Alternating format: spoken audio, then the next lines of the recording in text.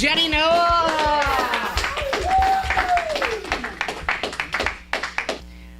This is about stuff, which might be seen as assets. Or not, in my case. This all likely began in the womb, but for our purposes, we'll say the first grade. One morning, I arrived at school with my classmates and was delighted to find that a cardstock ruler thing had been attached to each of our desks. Probably a foot long, distinct marks, the simple sort of learning tool you can see taped down to the desk of a first grader. He or she could hold up a piece of paper or a pen or something and see how long it was. Probably included metric measurements too, just as a joke. But it was a lovely surprise. A present, just for nothing, just for showing up. And we all got one too. It was so fair. Being pathologically well-behaved then and now, I was almost afraid to touch the gift. But the same wasn't true for many of my schoolmates who in no time had added their names and doodles and punched holes and drew squiggles around it. There was some time before I felt brave enough to claim mine, and even then all I did was slide my hand underneath it. When I was reading, or during heads down, some of you might be old enough to remember, or whenever I had a hand free to do so, because it was mine. Perhaps a month later, we arrived one morning to find that any of the rulers that had been in any way soiled or vandalized had been removed, including mine. Thank you. Thank you. Obviously, she'd had it up to here with watching ungrateful children ruin the things she'd given them, and not even I escaped her ire. As a punishment, we culprits had to clean our desks of the ink. There was none on mine, just the telltale gum from the tape, which I had trouble getting off because I was 6 years old. Now, those who got to keep their rulers didn't have to clean their desks, so they were rewarded essentially for never noting the presence of the ruler in the first place. Just dullards. Most of the kids who got to keep their rulers were arguably the ones who were least impressed with them. I loved mine, and I lost it because I touched it. This is just one of the contributing factors in my very layered, complicated relationship with things, particularly the things I've been given by others. The message here was not, I am giving you this thing, it's yours now. It was, I'm entrusting this thing into your care and you will keep it in mint condition until your death. But I was already wired for that sort of attitude towards my things, so this sealed my fate. It's why I never burn the candles that I've bought or have been given to me as gifts. I periodically give away a small stash of acquired candles, and it's not because I don't like them. It's because I like them too much. I have this egg. It's a ceramic egg with blue flowers about the size of an egg.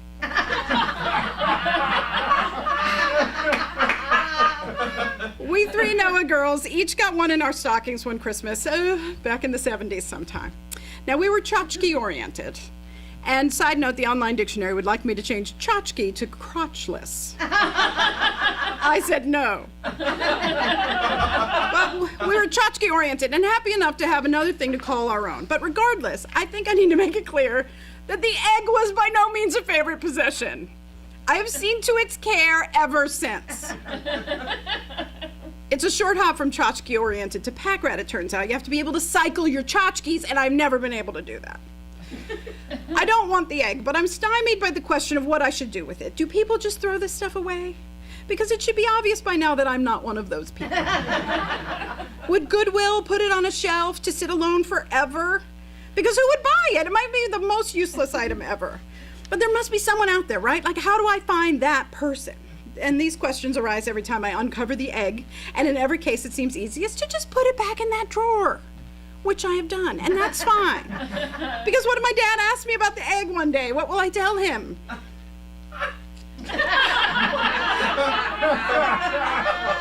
Just so you know, both my sisters are pretty sure they still have their eggs too. If we want to dig a little deeper, and I invariably do, this tendency to hold on to things was reinforced by my mother's habit of cleaning our rooms for us when they got too messy and she was fed up enough. And by clean, I mean she took a garbage bag and indiscriminately threw away a portion of our belongings. So even if I decided for sure that I liked something or wanted to keep it, it might go in the garbage. And for a while, at least, I had no recourse, no voice to argue. It's impossible for me, as an adult, to have anyone help me go through my things or even help pack stuff for a move. I'm still standing there watching my mother, mortified by the choices I've made, unable to explain or defend myself about why I kept these things, and just the thought of it makes me hyperventilate. My late husband would very occasionally clean out a drawer or something, and when he was finished, I would carefully pick through the garbage to see what of my things he saw fit to dispose of. I was not always rational. Of particular concern with the childhood things, the games, the toys, the gifts, the detritus of childhood, really.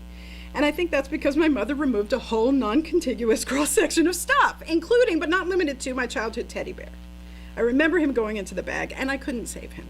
Which I'm not saying ruined me, but it ruined something.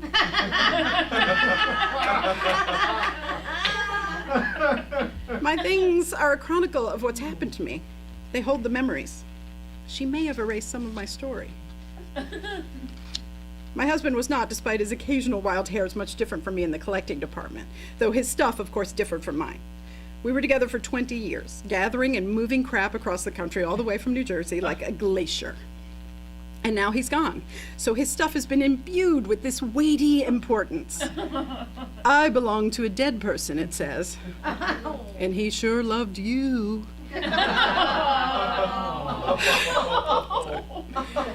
From the Civil War books to the concert ticket stubs to his grandfather's baseball encyclopedia. I want to do right by everything. That's all I've ever wanted. I'm the curator of his collection, his history, and you can see where I'm starting a little behind the eight ball here. And now I think about it all the time. Who is going to clean out my stuff when I die? And how will I posthumously explain the egg? Did she leave a will? No, just a lengthy apology. Am I the only one who could see a bright side to losing one's home in a fire? Because I admit it, when I hear about the fires threatening homes, part of me is a little bit jealous. I imagine losing everything. No living things, just stuff. And I confess to a feeling of relief. Oh, to start again. From nothing. Yes, I would mourn some stuff, but not all of it. And then I'd move on and make better choices and be wonderful, right? The house I live in has been a rental for 25 or 30 years, so it's a bit shabby. And I often fantasize about how I'd renovate it if it were mine, but I think this is just because I can't stand the idea of packing and moving. It would be worth it to me to avoid that, buying this money pit. That's bad. Lately, I've begun to imagine a scenario where I'm forced to move because of the termites, or the pipes, or the wiring, or any of the other perfectly legitimate health and safety concerns that might condemn the place. And I think I would just sell everything and start over again as if there'd been a fire. Or maybe drag my stuff out to the street and post a "Take any of this" sign. What I'd lose in potential yard sale dollars, I'd make up for in not having to have a yard sale. Which is a fair trade, in my opinion. Because I can't take the judgment. How much for the egg? They'd ask, with a pitying look in their eyes. It was put out by mistake. It's a floor model. Just the thought of dragging out my shame onto the front lawn in broad daylight for all to see, sobering. But still, it seems I've hit the crucial tipping point, where I don't want to keep the thing as much as I want it to be gone, finally. If we dig even deeper, this has to do with deservability. If I don't believe I should have gotten the gift or that I'm worth the expense, then to sell or trade or give the thing away is to claim it in a way I'm not really comfortable with. I'm just a keeper of these things, but they aren't mine. And let's not forget the earth. How much landfill space should Jenny really get? But that's less of an issue now because it's too late for the earth. And no matter what, whether an item sits in a drawer or sits in a landfill, it's still biodegrading. This is a huge epiphany for me. It will take up the same space wherever it is. Better to confront it, move it along if possible to someone who would like it, or just call it garbage and get it to a dump. Happily, I'm not paying these issues forward. I gift the children in my life by remembering that thrill of that stupid ruler, that simple little something for nothing. And it's theirs to do with what they will. If the first act is to pull my gift apart or roll over it with their big wheel, I don't care. I encourage it. I don't want you to keep it forever, nor do I want you to attach meaning to it because I gave it to you. I gave it to you. Use it till it disintegrates, or, and I mean this, give it to someone who will. Every gift I give is suitable for regifting. That is conscious on my part, and I will always tell the recipient, don't let this be a burden to you. Consider it my direct order, if you will, my ruler of thumb. Thank you.